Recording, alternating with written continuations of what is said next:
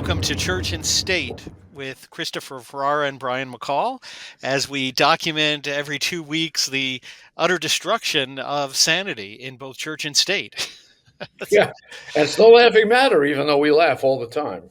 Well, you have to laugh. That's the only way to react to some of this. And frankly, the story that we're going to start with in the state, everyone is just flabbergasted at, and not even just you and I, or even Republicans, but Democrats, pretty hardcore Democrats, are appalled at what was announced by the senile guy who's still clinging to the presidency, Joe Biden.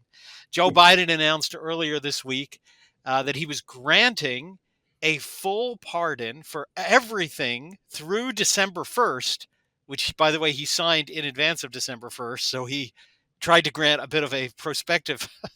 I don't know if Biden had plans for Hunter to go embezzle a bunch of money on the first or what, but for everything, complete pardon of his son Hunter Biden, who was already convicted of tax evasion and other crimes related to lying on a gun application, getting a gun while he was under the influence of drugs, drug addicted, because the Democrats are all into gun control and being really careful with people who get guns. So why not pardon him for those crimes? But I mean, what do you make of this blatant power grab? Well, everyone knows what's really involved here. This is a pardon of the Biden crime family. Hmm. So that pardon, very conspicuously, and I would say without precedent, goes all the way back to January of 2014. It's a sweeping basket of pardons for any and all crimes that the Biden family know they committed, including money laundering, unregistered foreign agents, tax evasion, in the son's case, sex trafficking in all likelihood, and of course, various drug crimes and the gun crime on top of all of that. But really, this is all about the Biden crime family, the dozens of shell companies they set up to receive money for doing nothing other than selling influence.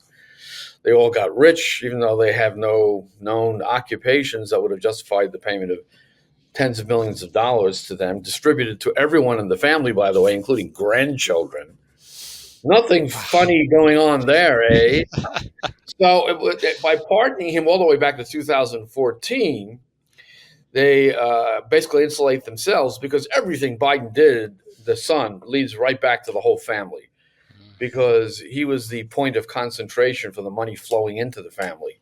He was the one that went out and did the influence peddling on behalf of the big guy.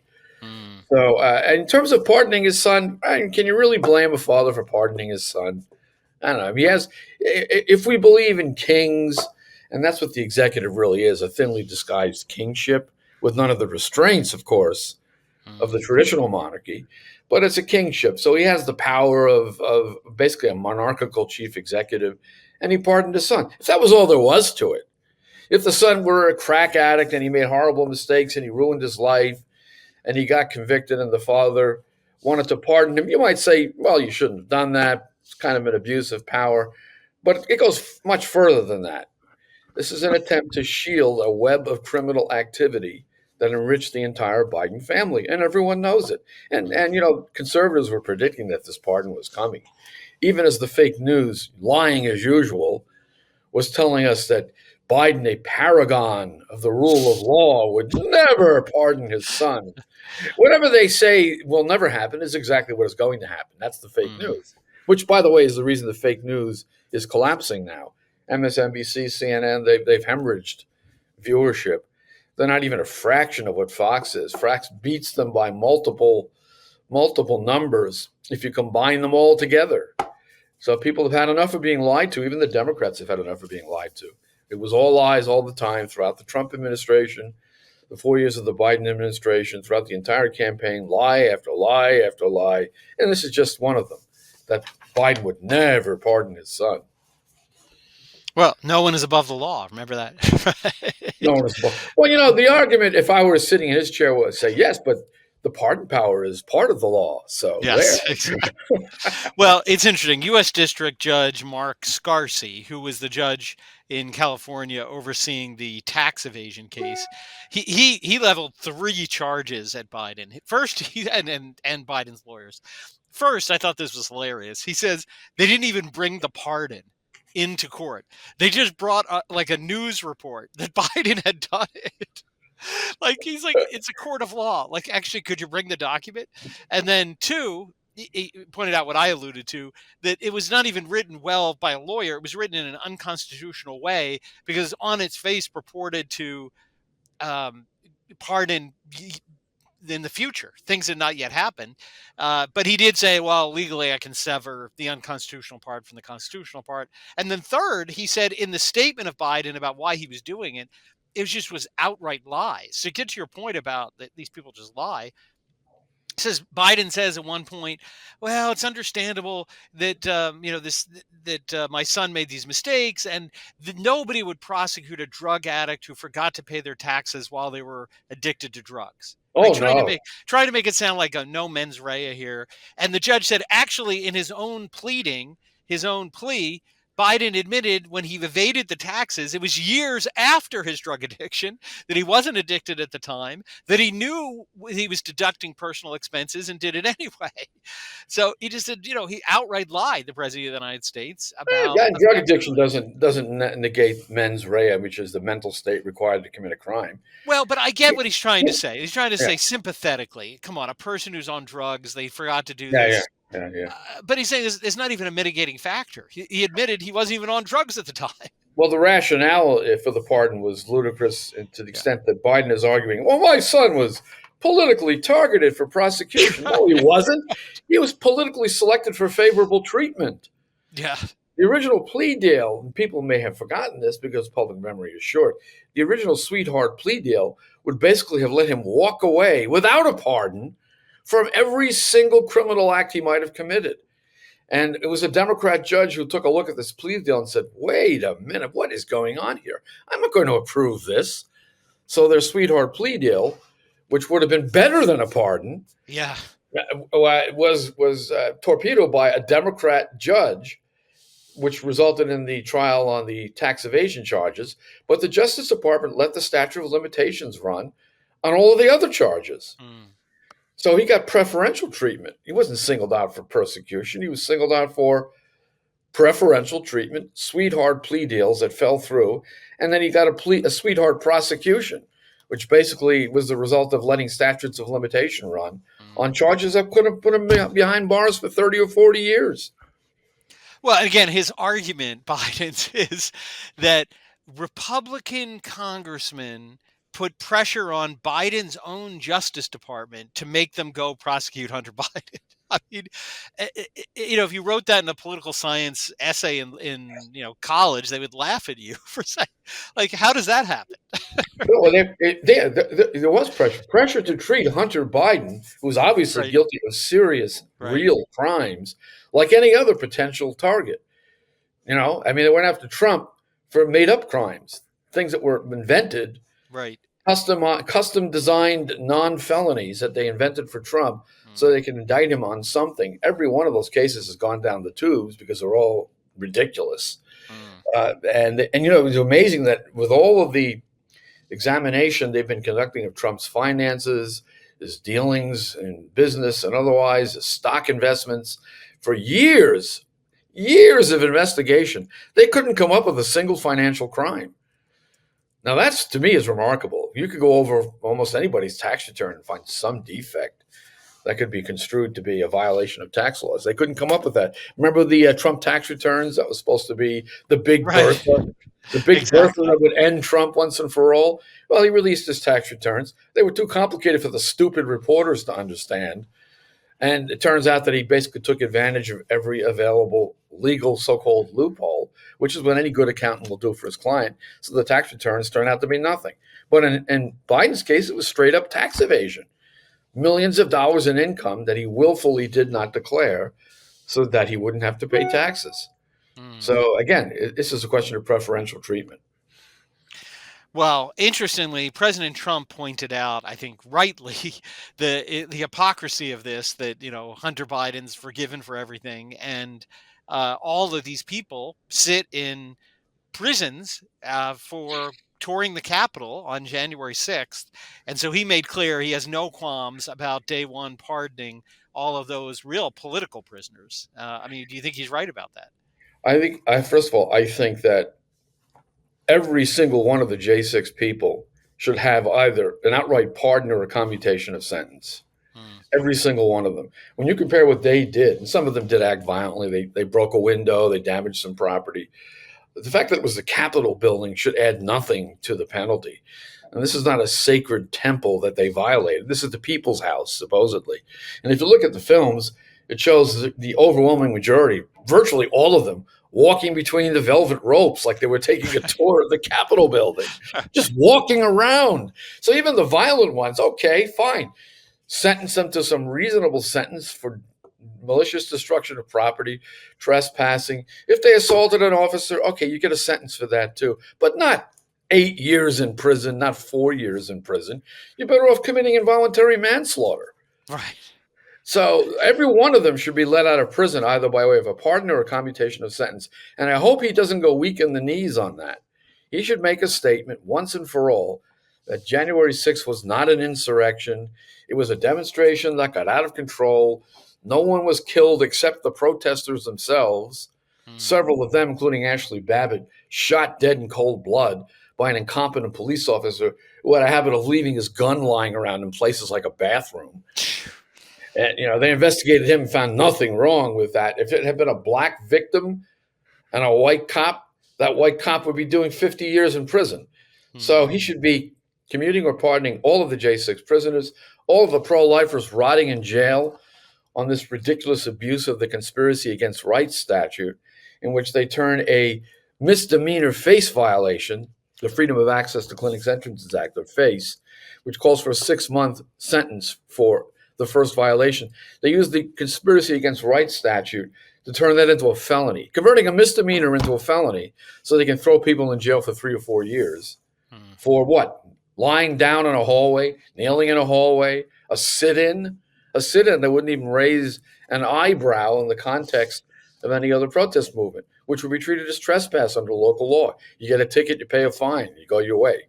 They're rotting in jail for 3 or 4 years. Every one of them should be released from prison. Every Hmm. single one of them. Hmm. And that to me will be a test of his resolve as a president and the resolve of Pam Bondi at the Justice Department. And if we see a lot of equivocating on these pardons and commutations of sentence, then we'll know that maybe we're not getting the radical change we hoped for. Well, we'll see. One last question before we go over to the church, where there's some real radical things going on. What about the choice for FBI, Kash Patel? What do you think about that? Brilliant. Yeah. Absolutely brilliant. Anyone who says they should take the Hoover building and turn it into a museum of the deep state.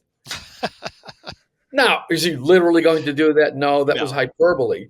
But the sentiment he expressed is the sentiment we need to clean out that rat's nest. Hmm. And the other suggestion he made, which is absolutely brilliant, is take these 7,000 agents who have congealed into a sclerotic bureaucracy in Washington and spread them out over the country into field offices to do what they're supposed to be doing, detecting real criminals and arresting them. Hmm. So decentralize the FBI and get them out of DC into the field offices, where I'm sure about 90% of them are bona fide, honest to goodness law enforcement agents. And there's a very high percentage, by the way, of Catholics among the FBI. People Hmm. don't know this. Same Hmm. way with the military, by the way. Yeah, the military has long had a lot of Catholics in there. Well, let's move over to some more absurdity in the church. This past week, the Vatican gave their imprimatur to what the media is calling a quote new Mayan rite of Mass. Now, technically, that's not true. What they've done is granted permission for quote adaptations to the Novus Ordo Mass Yeah. in accordance with Mayan enculturation, right? So, but I mean, and it's sort of absurd because to call a rite of mass, I mean, the Novus Ordo isn't a rite of mass because a rite is continuity, has consistency, has actual rubrics, and the Novus Ordo is different from parish to parish, country to country already. So a lot of these people who are, jumping up and down about this, but defending the Novus Ordo, I think are a little bit confused, because this is very consistent with the nature of the Novus Ordo to have, quote, adaptations. But that aside, I want to just tell you about the three key adaptations that they've approved. Number one, they have instituted the office of female incense bearer. Oh So boy. these women will go up to the priest, who will bless the incense, and then they will take their incense bowls and incense the altar, resting their head on the altar, which is a custom of Mayan priestesses in the Mayan pagan religion, then incense the priest. Secondly, they have instituted the office of principal, who will work with the presider, who they call the priest in the Novus Ordo, to lead some of the prayers in the Mass. And if the priest isn't around, we'll just sort of lead the whole thing. And then third, they've instituted, this has been interesting to see the controversy, Mayan dancing. That can occur at different points, the offertory, the consecration, or after communion. There's some flexibility there. When the bishops down there came under some kind of pressure, because even liberals and conservatives have gotten tired of liturgical dancing, they responded and said, well, it's not really dancing, it's more swaying to music. That's Yeah. literally what they said. Otherwise known as dancing. Otherwise known as dancing, right? Well, what else is new? I mean, this has been going on since the time of John Paul II, the so-called enculturation of the liturgy. But my question is, will there be a point in this Mayan ritual where a lifelike doll has its heart ripped out? They play They scenes. can't do the real thing, of course. They're going to play Indiana Jones: The Temple of Doom as like part of the offertory. And then yes, and the lady incense bearer or some lady official will say of the lifelike doll, "This is my body, which will be given up for Quetzalcoatl." I sit here laughing at these things, and I tell you, I haven't been following the pontificate of Francis, the de facto anti-pope, even though he was validly elected. I hasten to add, the de facto. Wait, you just go. Wait, coming in, excommunication from the Vatican just arrived. After you said that, sorry. It's just too absurd to pay attention to anymore. And this is the final stage, Yeah. and something I'm tracing. And a shameless plug here, I'm racing to complete the second volume of what I hope will be a trilogy on liberty, the God that failed. It's the end stage of a trend that began in the 19th century. We see it early on with liberal Catholics like Félicité de Lamennais, Lacordaire, Montalbert, and so forth, the newspaper L'Avenir in France, the idea of reconciling the church to the modern age. And that goes on, we see in the liberal Catholic movement of the late 19th century, the progressive movement in America in the early 1900s, the condemnation of modernism, because by then it has become an endemic problem in the church. The idea that the church must change to keep up with the times, which is historicism, the ever-evolving faith. And then, of course, at the Second Vatican Council, a breakthrough of all these forces into the church, an opening to the world, they called it, which Paul VI said, too little too late, has resulted in an invasion of the church by worldly thinking. So this is the final stage in a confrontation between the traditional faith, between popes who once resisted mightily all of these trends of modernity, to the surrender of the papacy over the past 60 years to those very forces, so that the invaders are running rampant through the church. But we always say, when we talk about this state of affairs, that's what happens just before the restoration begins. The disease has to reach its apex. The fever has to be at its highest point before the fever breaks. So we're going to see sooner or later some kind of miraculous or quasi-miraculous restoration of the church by a pope who actually wants to be a pope as opposed to an innovator. Well, I mean, it's funny. When do you think that will be? I mean, after it Oh, just seems to no. be one thing, and well, this can't get any worse. This can't get any worse, and then it seems to. I mean, Well, we're at the stage where Pius X condemned in the Sion movement in France in the early 1900s. This idea of a universal religion that will have no dogmas and will open the way to the oppression of mankind. And what is this Pope but basically an instrument of the New World Order? someone who Mm. cares more about carbon emissions than he does the fires of hell, which he apparently doesn't believe in because he's also indicated to his atheist friend that perhaps the souls of the damned are extinguished, the old annihilationist heresy. So I don't know when the situation will be righted, but it looks to me, and I'm no prophet, but it seems commonsensical that it's going to have to come along with very dramatic events for Mm. mankind, for the world at large. And that's what the third secret's all about: the destruction of civic society in some kind of catastrophe. You see this Pope limping out of a city, barely escaping with his life, only to be executed at the top of a hill with no explanation of the Virgin. That's the part they've kept from us. But obviously, if there is a restoration, it's going to involve something drastic for humanity, something along the lines of the plot in Canticle for Leibowitz, that novel about basically the end of the world, followed by a restoration by an order of clerics, monks, headed by the convert Leibowitz. Mm. So who knows? I mean, I'm just speculating, but it does seem to me inevitable that if there's a restoration, it's going to happen very suddenly and under very dramatic circumstances for the church and the world. Well, and it's funny, Father Gruner always said that about the conversion of Russia, that it would have to come very dramatically and suddenly Right? to make it clear that it was the consecration of Russia by the Pope and the bishops of the world that caused it. That there would have to be a clear causal connection, and that's why it wouldn't just be a kind of gradual return to the faith, which is why these absurd people say, "Oh, look, Russia's consecrated." Putin passed a law restricting abortion the other day. Like it's clearly not. Yeah, which is still going on. Divorce is Right. endemic, abortion is endemic. Yeah. And the last attempt at a consecration, the umpteenth attempt that Yeah. refuses to single out Russia. Mm. My standing joke. They should just have a ceremony, an omnibus ceremony, in which they consecrate absolutely everything in the world except Russia. Right. But the last attempt to consecrate Russia finally at least made mention of Russia by name. But what was the result of that consecration? The Ukraine war. Mm. So that's heaven's answer to that failed attempt. So yeah, Obviously. there will have to be eventually a specific, singular, no mistake about it, consecration of Russia and Russia alone to the Immaculate Heart, and that may well be provoked by something like a world war. Let's hope it doesn't happen that way, but that could well be the scenario. Well, hopefully not, but at least we don't have Biden in there for World War erupts after January. At least we'll have. He'll make his best effort to start that war, though. Yeah, yeah, Their attitude seems to be, if they can't have the world, then nobody can. yeah. It is sort of like a child. I'm taking my toys and going home. Oh, by the way, he's off in Africa, and Harris.